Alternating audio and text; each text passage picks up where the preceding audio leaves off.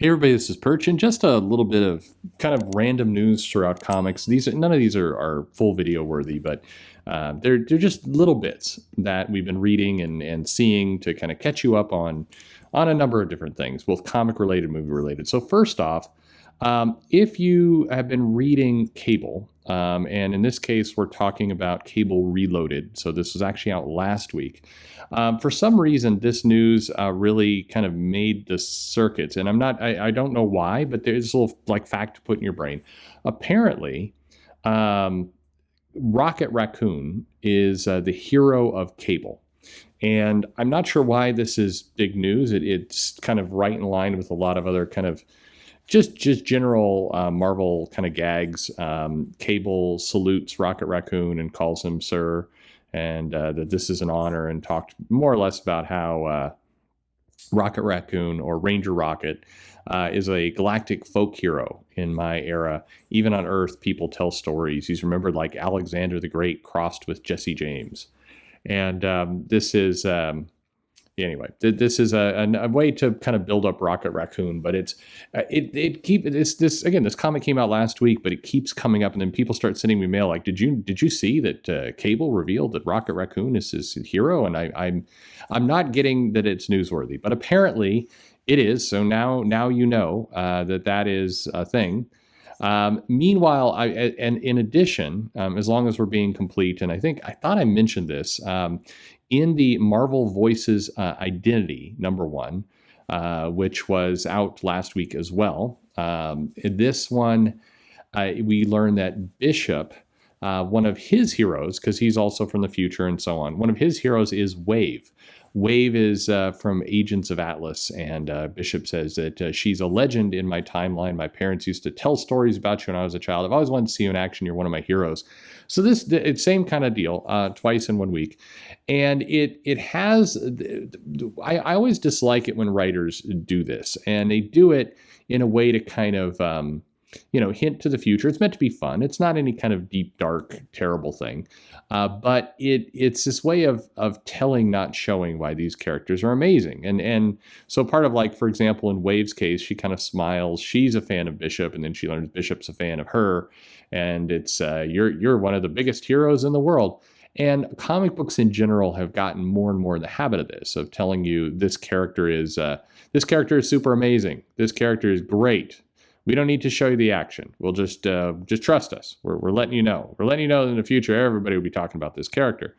And the part of the silliness of this is, regardless of in this case Wave, the odds. I mean, we've seen Marvel introduce hundreds of new characters over the years, and by and large, the characters that are the most popular in 2021 are the same characters that were most popular in 1990.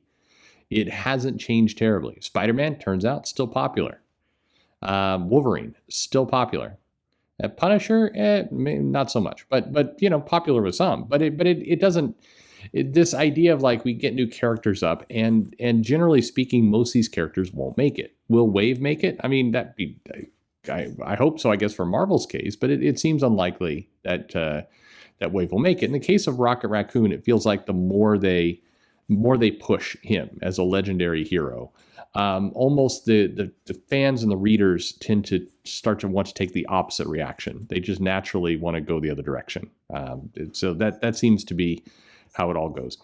Switching gears slightly, so Venom 2, Venom Let There Be Carnage. This is Woody Harrelson is Carnage, and when is it coming out? It was slated to arrive October 15th. But everyone now believes it's going to be January 2022, so next year. We haven't heard a word, but we're getting close to a month away, and it feels like either they've got to ramp up the advertising relatively fast, or they're just going to kind of let it go. Anyway, it's going to introduce Shriek as well, and I think that there's a couple different pieces here. But the news is that the Venom 2, Let There Be Carnage, is going to be rated PG-13 for intense sequences of sci-fi violence and action for the language, which kind of is like, I don't know, if you're doing a movie calling Let There Be Carnage and it's supposed to be Venom and Carnage, PG-13, I mean, you can do it. I get why they do it. One of the reasons why, I mean, there's many, but Suicide Squad struggled a little bit is in part because it was rated R. That is going to take some of the audience away, no doubt about it. But it is it's some of these properties just feel weird if they're rated PG-13. It really feels like Venom versus Carnage, Let There Be Carnage should be R. It feels like the violence is going to be very cartoonish, and I mean it's Sony, and that's kind of what they do. So anyway, that's some news. I damned if you do, damned if you don't. By the way, somebody will say it. Of course, Suicide Squad was also impacted by the pandemic and people not going to the theaters and everything else. It's still, Suicide Squad has been the biggest success, according to HBO and Warner Media, between the Snyder Cut of Justice League and Wonder Woman 84. I don't think that's a surprise for either, by the way. Wonder Woman 84 came out at a very strange time when people were definitely not used to the streaming services, and the plot was a bit of a mess. People, if you enjoyed the movie, good on you. But the whole thing was convoluted. And the Snyder Cut, as much as it was a different movie, there was extra things added to it, and as much as there was a very rabid and vocal fan base, it was still a movie that had been out before. Justice League had come out. And so, that should temper expectations that it's going to be, a top film. Suicide Squad had a large cast, had bigger audiences. It had the benefit of, the pandemic being a little bit more under control, had, the streaming services are a little bit more on top of things. They did more marketing. John Cena goes out and appears in SummerSlam to kind of help cross promote that he's out there. There's a number of reasons. James Gunn is a property that, and as a director, that people were, interested to see what he would do with it. So I think it's not a surprise that it did the best. Of course, it still didn't do what regular movies do, but none are right now. So, take that for what it's worth. Over in DC has picked Katie Kubert to basically kind of be promoted to senior editor, Global Publishing Innovation, or Team Guppy, which is that. Please don't let that stick. Anyway, Kubert began in 2009. She was a pre-press coordinator, worked her way up to editor in 2014. She didn't move with DC when they went out to Burbank, and so she got a stint in Marvel. Spent 2 years working on X-Men and Guardians of the Galaxy before deciding, I think I'll move out to California after all. And so she rejoined DC in 2017. Now she's been promoted. What does it mean that she does? What does that mean for you? Well, first of all, she's going to be leading the horror line, which DC says is a priority, and we're expected to get much more in 2022. I think they had the intentions that James Tynion was going to be heavily involved in that. Of course, that's not going to happen. But she's also leading two pretty critical partnerships that's going to be a big part of comics, and that's the Fortnite partnership, or rather the kind of the game injection partnership. Definitely that's something that's been keen to Daniel Cherry and DC in general of having these partnerships. And also will be leading the Webtoon partnership, which is expected to be a big part of their global growth. Those are two pretty massive areas. Kubert, it's a big promotion. It's a key role at this point. The Global Publishing Innovation Group was where Marie Javins worked at for several years, for about 3 years, as the executive editor of Global Publishing Initiatives.